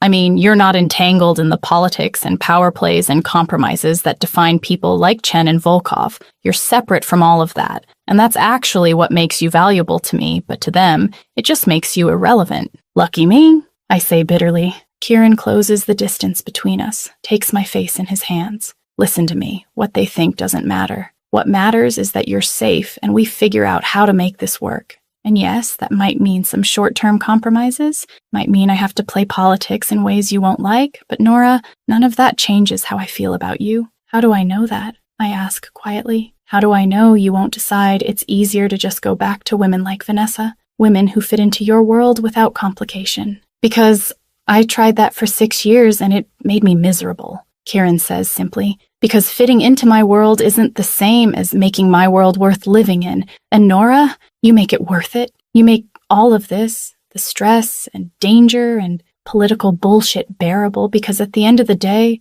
I get to come home to you. We don't even live together, I point out. Yet, Kieran says. We don't live together yet. But Nora, that's the future I'm working toward. A future where you're not hidden or protected or kept separate. Where you're just mine and everyone knows it and accepts it. I just need time to get there. How much time? I don't know, Kieran admits. But I'm asking you to trust me, to give me the space to handle this mess, while knowing that every move I make is designed to get us to a place where we can be together without you being in danger. I look at him, at the sincerity in his eyes, at the exhaustion that's starting to show around the edges, and I realize that he's caught between two worlds just as much as I am. Caught between the life he inherited and the life he wants. And maybe that's not his fault any more than my fear is mine. Okay, I say finally. Okay, I'll trust you, but Kieran, I need you to keep me informed. I need to know what's happening, what the threats are, what you're doing to handle them. I can't be in the dark about this. Deal. Kieran kisses me softly. No more secrets. No more protection through ignorance. I'll tell you everything, even the parts that scare me. Especially those parts, I correct. Especially those. Kieran agrees, and then his phone buzzes again and he sighs. I have to go. The meeting with Chen is in an hour and I need to prepare. Can I have someone drive you home? I can get myself home, I say, but he's already shaking his head. Not negotiable, Kieran says firmly. My driver will take you. And Nora, please, just for today, don't argue with me about security. I need to know you're safe so I can focus on fixing this. Fine, I agree. Because I can pick my battles, and this one isn't worth fighting. But Kieran, fix this fast. Because I don't want to spend the rest of my life looking over my shoulder. Neither do I, Kieran promises. And then he's gone, leaving me alone in a room that suddenly feels too big, too empty, too full of consequences I didn't fully consider. I gather my things and head downstairs, where a driver is already waiting, professional and silent. And as we pull away from the building, I look back at the tower, where everything changed last night. And I wonder if choosing love was brave or stupid. I guess I'll find out soon enough. Chapter 8, Love in Crisis. This was inevitable. The next few days are strange. I go back to work at the Chrysalis because I refuse to hide, refuse to let fear dictate my life. But everything feels different now, charged with an awareness I can't shake, like I'm constantly waiting for something bad to happen. Kieran calls me every few hours, texts me constantly, always asking where I am, who I'm with, if I've noticed anything unusual, and while part of me appreciates the concern, another part feels suffocated by the attention. Tuesday night, the bar is busy. Some corporate event that has the place packed with men in expensive suits, ordering drinks they barely taste, and I'm in my element, making cocktails with the automatic precision that comes from years of practice, when one of them leans too far across the bar, invading my space in that way. Drunk men always do. "You're too beautiful to be working here," he says, and his breath smells like whiskey and poor choices. "Let me take you somewhere nice, show you how a real man treats a woman." I'm flattered, I say with the professional smile I've perfected,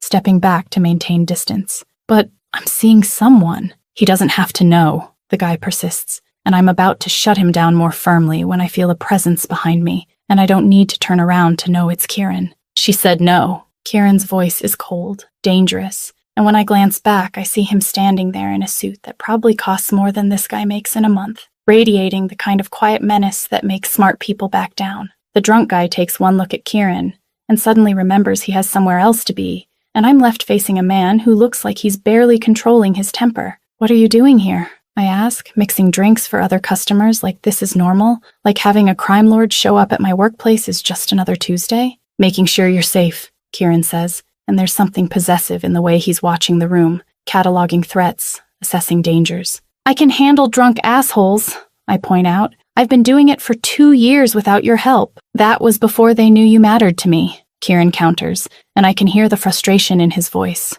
"Nora, I told you things would be different. I told you there would be consequences. And I told you I'm not 18 anymore." I set down the shaker with more force than necessary. "I don't need you hovering, Kieran.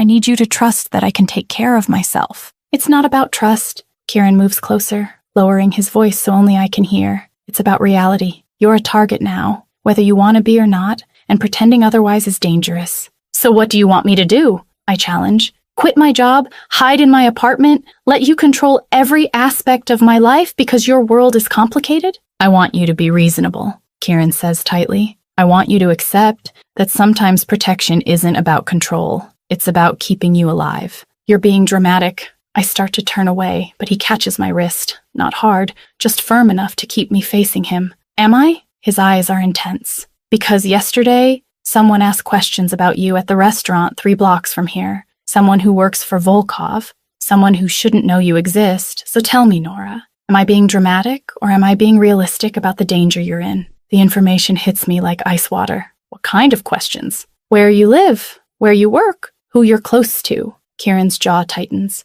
"The kind of questions people ask when they're gathering intel, when they're looking for leverage." "Fuck," I say quietly, because now it's real. Now it's not just abstract danger, but concrete threat. And I feel my carefully maintained calm starting to crack. "Exactly." Kieran's thumb traces my pulse point. "So please, please let me protect you. Let me put security on your building. Let me make sure you're safe. I'm not trying to control you, Nora. I'm trying to keep you alive." I look at him, at the genuine fear barely hidden behind his controlled expression, and I realize that this is killing him. That watching me go about my normal life while knowing I'm in danger is torture. And maybe I need to meet him halfway. "Okay," I say finally. "Okay, security on my building. But Kieran, I'm not quitting my job. I'm not changing my entire life because some asshole is asking questions." "Fair enough," Kieran agrees, and I can see some of the tension leave his shoulders. "But if anything feels off, if anyone approaches you or makes you uncomfortable, you call me immediately. Promise me." "I promise," I say, and then the bar manager is signaling that I need to get back to work, and Kieran reluctantly lets me go, but I can feel his eyes on me for the rest of the night, watching, protecting, and for the first time I understand that this is what loving him means. Constant vigilance, constant awareness, constant navigation of a world where danger is always one wrong move away. The attack happens 3 days later, Thursday night. I'm closing the bar, it's just me and one other bartender, and we're doing the usual routine when the front door opens despite the very obvious closed sign. We're closed, I call out without looking up, assuming it's another entitled customer who thinks rules don't apply to them. I know, a voice says, and something in my instincts screams, danger. I look up, and there are 2 men, both wearing suits that are just slightly wrong. Too cheap for this neighborhood, too obvious, and when I meet their eyes, I see nothing. No emotion, no humanity, just cold calculation. The owner isn't here, I say carefully, reaching for my phone under the bar. If you need something, you'll have to come back tomorrow. We're not here for the owner, the taller one says, moving closer. We're here to deliver a message. I don't know what you're talking about, I say, but my finger finds the emergency button on my phone, the one that goes directly to Kieran. Sure you do. The second man pulls something from his jacket, and I think it's going to be a gun, think this is it. This is how I die, but instead it's an envelope. For Kieran Baylor, from Mr. Volkov, he'll know what it means. They set the envelope on the bar, and for a moment I think they're going to leave, think this was just intimidation, just a show of force, but then the tall one reaches out, grabs my wrist, and there's cruelty in his smile. Mr. Volkov also wanted us to make sure Mr. Baylor understands how easy it would be to take things he cares about. His grip tightens, painful now. How vulnerable those things are, how quickly they could disappear. Let go of me, I say, and my voice is steadier than I feel. Or what? He laughs, and then he's yanking me forward, pulling me against the bar, and the other one is moving around to block the exit, and I realize with crystalline clarity that they're not just here to deliver a message, they're here to hurt me. I do what I've been trained to do, what every woman learns living in a city. I fight back. My knee comes up hard between his legs, and when he doubles over, I grab the nearest bottle and smash it against his head. Not hard enough to kill, but hard enough to make him let go. The second man lunges at me, but I'm already moving, already running, and I make it to the back door before he catches me, his hand fisting in my hair, yanking me back with enough force that I feel something in my neck protest. Stupid bitch, he growls. And then there's a knife, actual knife, and I'm thinking about how ironic it is that I survived drunk assholes and difficult customers only to die because I fell in love with the wrong man. But before he can do whatever he's planning, the back door explodes inward, actual explosion of wood and force, and Kieran is there with 4 other men, all of them armed, all of them looking like violence personified. What happens next is brutal and efficient.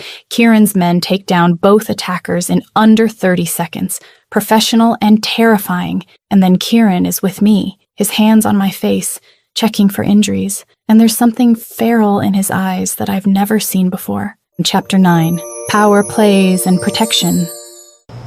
We do this carefully.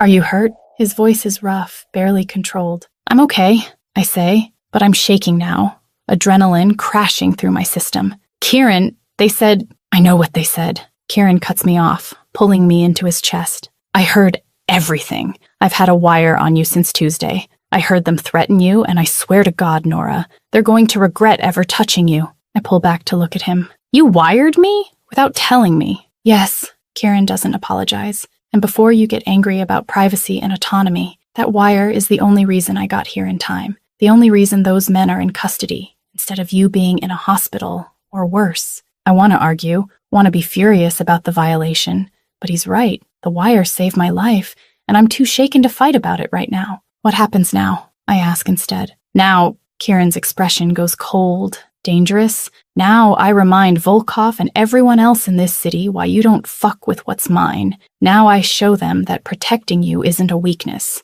It's a line they crossed at their own peril. There's something terrifying about the way he says it, like he's not a man anymore, but something darker, something capable of violence I can only imagine, and I should be scared, should be running, but instead I feel safe, protected, like nothing can touch me while he's standing between me and the world. Take me with you, I say, and Kieran's eyes widen slightly. What? Whatever you're doing, whatever response you're planning, I want to be there. I meet his gaze directly. I'm tired of being protected from your world, tired of being kept separate, if I'm in danger anyway. If people are targeting me because of you, then I want to stand beside you, not behind you. Nora, Kieran starts, and I can hear the hesitation. No, I cut him off.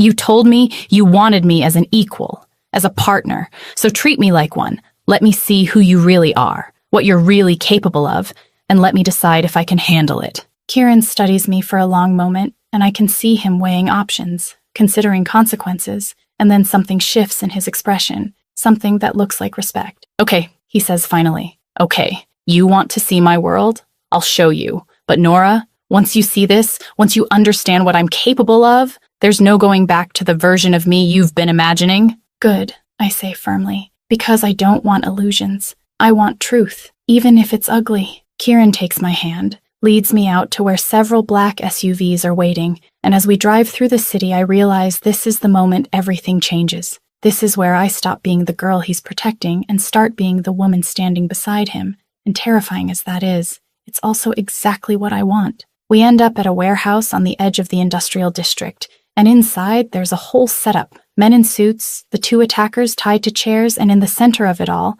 Kieran transforms into someone I barely recognize, all cold authority and controlled violence. Volkov sent you, Kieran says, and it's not a question. The tall one spits blood. Fuck you. Kieran doesn't react, just nods to one of his men who does something I don't quite see but makes the attacker scream, and I feel my stomach turn, but I force myself to watch, force myself not to look away. Let me be very clear. Kieran's voice is cold, precise. You came into my city, into a place under my protection, and you put your hands on someone I love. And gentlemen, that was a mistake you're going to regret for however long you have left. Volkov will, the second man starts, but Kieran cuts him off. Volkov will do nothing, Kieran says calmly, because by the time you get back to him, assuming I let you go back at all, he'll understand that Nora Castellano is not leverage. She's not a weakness. She's a line you don't cross, and anyone who tries will face consequences they can't imagine. He turns to look at me then,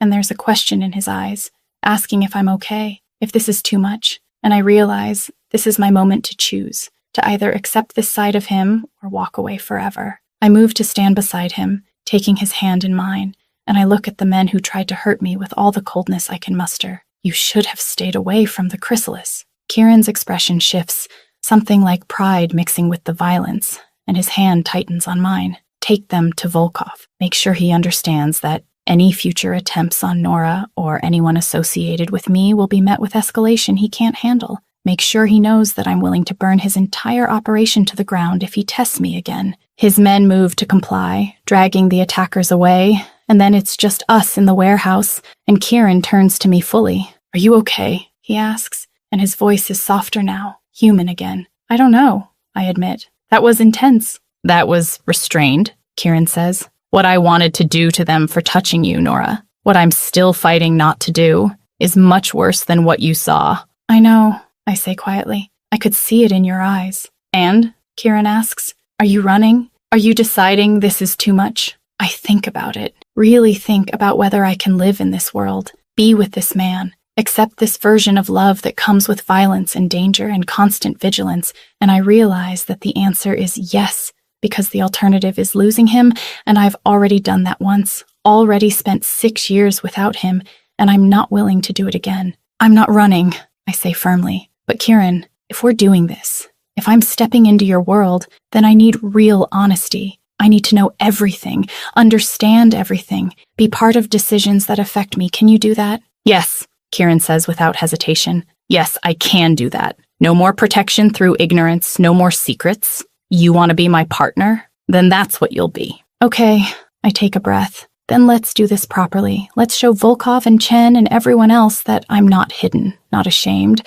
not some secret you keep locked away. What are you suggesting? Kieran asks, and there's something almost hopeful in his voice. I'm suggesting that the next time you have a business dinner or party or whatever, I'm there, I say. Not as a bartender, not as hidden girlfriend, but as the woman you've chosen, the woman who stands beside you. Let them see that I'm not going anywhere. That will make you more of a target, Kieran warns. I'm already a target, I counter. But if I'm standing next to you, if everyone knows that hurting me means going through you, maybe they'll think twice. Kieran pulls me closer, and there's something fierce in his expression. You're sure about this? Because once we go public, once everyone knows you're mine, there's no taking it back. I'm sure, I say, and I mean it. I'm choosing you, Kieran, All of you, the good and the bad and the dangerous, I'm choosing us. He kisses me then, hard and possessive, and when we break apart, he's smiling, really smiling, for the first time since the attack.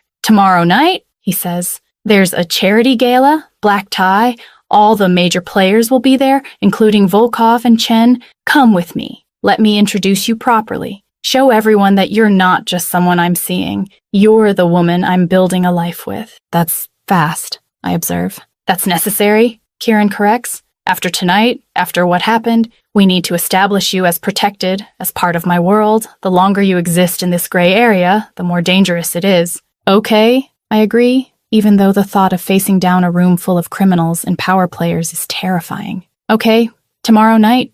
But Kieran, I'm going to need a dress. He laughs, actually laughs, and pulls out his phone. Consider it handled. I'll have options sent to your apartment tomorrow morning, and Nora, thank you for trusting me enough to stand beside me. Thank you for letting me, I respond. And as we leave the warehouse hand in hand, I realize that this is what I wanted all along. Not to be protected from his world, but to be included in it. Not to be kept safe, but to be treated as equal. And terrifying as it is, it also feels right. Feels like we're finally building something real. Something that might actually last. Tomorrow night, I'll walk into a room full of dangerous people on the arm of the most dangerous one, and I'll show them all that I'm not afraid, that I chose this, chose him, and that anyone who wants to use me as leverage will have to go through both of us. And maybe that's insane. Maybe I should be running, but I've spent 6 years running from what I feel, and I'm done protecting myself at the cost of living, done choosing safety over happiness.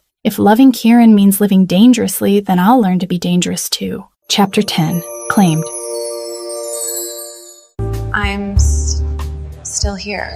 The gala is exactly what I expected. All crystal chandeliers and designer gowns and people whose net worth could feed small countries. And when I walk in on Kieran's arm wearing a dress that cost more than 3 months of my rent, every conversation in the room stops. I can feel them watching, cataloging, judging, trying to figure out who I am and why Kieran Baylor would bring someone like me to an event like this. And instead of shrinking under the attention, I lift my chin and meet their stares directly, because I'm done being invisible. You're enjoying this, Kieran murmurs, his hand warm on my lower back. Maybe, I admit. There's something satisfying about disrupting expectations. We make our way through the room. Kieran introducing me to business associates and crime lords and politicians who all blur together into one mass of expensive suits and calculated smiles. And I can see the moment each of them registers that I'm not just a date, I'm something more permanent, something that matters. Volkov approaches eventually, all false charm and dangerous eyes, and beside him is the tall man from the attack, sporting a black eye and careful movements that suggest broken ribs. Baylor, Volkov's accent is thick, Russian. I see you brought a guest. Dmitri, Kieran's voice is cold. This is Nora Castellano. My partner Nora, this is Dmitri Volkov, the man whose employees recently made a very poor decision. I extend my hand, forcing Volkov to either shake it or insult me publicly. Mr. Volkov, I've heard so much about you. He takes my hand, and there's something assessing in his gaze. Miss Castellano, I hope my men's enthusiasm didn't cause lasting harm. Nothing I couldn't handle, I say smoothly, taking my hand back. Though I imagine they're handling significantly more now. Volkov's expression shifts, something like respect crossing his face. You have spine. I like this. Perhaps I underestimated your importance. Perhaps you did, Kieran says, and there's steel in his voice. And perhaps that's a mistake you won't make again. No, Volkov agrees, looking between us. I think I understand the situation now. Miss Castellano is not leverage. She is partnership. This changes calculations. I'm glad we're clear. Kieran's hand tightens possessively on my waist. Because anyone who touches her answers to me directly, and Dmitri, we both know how I handle people who cross that line. We do, Volkov nods slowly. Then let me be first to recognize this alliance officially, Miss Castellano. You have my respect and my assurance that what happened will not happen again. It's as close to an apology as men like him give, and I accept it with a nod, watching him walk away before turning to Kieran. That was easier than expected, I observe. That was him testing boundaries, Kieran corrects. Now he knows where they are. Chen appears next with Vanessa, and this confrontation is harder, more personal, Because Vanessa looks at me with barely concealed contempt, and Chen's expression suggests I've personally insulted his lineage. Baylor, Chen says coldly, I see you've made your choice clear. I have. Kieran doesn't apologize. Richard, Vanessa, this is Nora, the woman I intend to build a future with. A bartender, Vanessa says, and the word drips with disdain. A partner, I correct, meeting her eyes, and someone who actually makes Kieran happy, which I suspect is more than you could manage. Kieran coughs to cover a laugh, and Chen's expression darkens. But before he can respond, I continue. Mr. Chen, I understand you're disappointed that your business alliance didn't include a marriage arrangement, but respectfully, Kieran is not a commodity to be traded. He's a man capable of making his own choices. And he chose me. You have no understanding of our world, Chen says dismissively. Maybe not, I agree, but I understand him, understand what he needs, what makes him better, and Mr. Chen, with all due respect, that's worth more than any business deal. There's a long silence. And then Chen's expression shifts, something calculating replacing the anger. Perhaps you are not as unsuitable as I assumed. Very well, Miss Castellano. If Kieran believes you are worth the complications you bring, then I will respect his judgment. It's not warm, not welcoming, but it's acceptance. And as they walk away, Kieran pulls me closer. That was impressive, he says quietly. That was necessary, I respond. Someone had to make them understand I'm not going anywhere. The rest of the night passes in a blur of conversations and careful politics, and by the time we leave, I'm exhausted but triumphant. Because I did it, I stepped into his world and didn't break, didn't run, didn't become something I'm not. In the car, Kieran takes my hand. I'm proud of you, the way you handled yourself tonight, the way you refused to be diminished, Nora. You were magnificent. I learned from the best, I say, leaning into him. You've been navigating this world your whole life. I'm just catching up. No, Kieran corrects. You're bringing something I never had, authenticity, the ability to be exactly who you are without apology, and Nora, that's more powerful than any political maneuvering. Smooth talker, I accuse. Honest talker, he corrects, and then we're kissing, and nothing else matters except this. Us, the future we're building together. Epilogue, Manarola. Tomorrow feels different.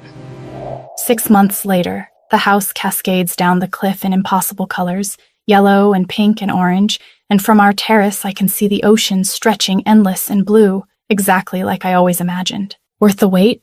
Kieran asks, coming up behind me with 2 glasses of wine. Beyond worth it. I take the glass, lean back against him. I can't believe we're actually here. I told you I'd bring you. Kieran kisses my temple. I always keep my promises. We've been in Manarola for 3 days. And every moment has been perfect, walking narrow streets hand in hand, eating pizza that tastes like dreams, watching sunsets that paint the world gold, and I feel more at peace than I have in years, maybe in my entire life. What are you thinking? Kieran asks. That I'm happy, I admit. That 6 years ago I never could have imagined this, standing here with you, having survived everything we survived to get to this moment. Me too. Kieran turns me to face him. And Nora, I want more moments like this, more sunsets and travels and quiet mornings where we don't have to think about danger or politics or anything except us. That sounds perfect, I say, and I mean it. Then marry me, Kieran says simply, and suddenly he's holding a ring. Simple and beautiful and exactly right. Marry me and make this permanent. Make us official in every way that matters. I look at the ring, at him, at the ocean and colorful houses and the life we've built, and the answer is obvious, has always been obvious. Yes, I say, and I'm crying and laughing at the same time. Yes, I'll marry you. He slides the ring on my finger and kisses me as the sun sets over Manarola, and I think about 18-year-old me who fell in love with a boy who broke her heart, about 24-year-old me who built walls to protect herself, and about who I am now, standing in my dream location with the man I love, choosing happiness over safety, choosing love over fear. I love you, Kieran says against my mouth. I love you too, I respond, now and always. And as night falls over the Cinque Terre, as lights twinkle on in the colorful houses and the ocean sings its eternal song, I know with absolute certainty that this is home, not the place, but the person, and I've finally found where I belong. Hello, beautiful souls. If you made it all the way here, thank you, truly. This story. God, this one was different. I poured myself completely into Nora and Kieran. Every fear each of them faced, the fear of second chances. Every doubt about whether love can survive when people grow apart. Whether it's really worth living through the pain that leads to healing. Writing, Nora taught me that strength lives in courage, and courage isn't the absence of fear, it's facing every part of it even while feeling it, because living for the extraordinary is worth it. And Kieran? He reminded me that even men who seem untouchable can be transformed by love. I wrote this loving every single scene. The tension, the heartbreak, the healing, the danger, the surrender. All of it. If their story made you feel something, anything, then I accomplished what I set out to do. Love isn't always safe. Sometimes it's messy and complicated and requires us to be braver than we ever imagined possible. But damn, when it's real, it's worth every risk. Thank you for letting me share Nora and Kieran with you. Until the next story, my dears, Lena. P.S. If you loved this, tell me. Your words inspire mine.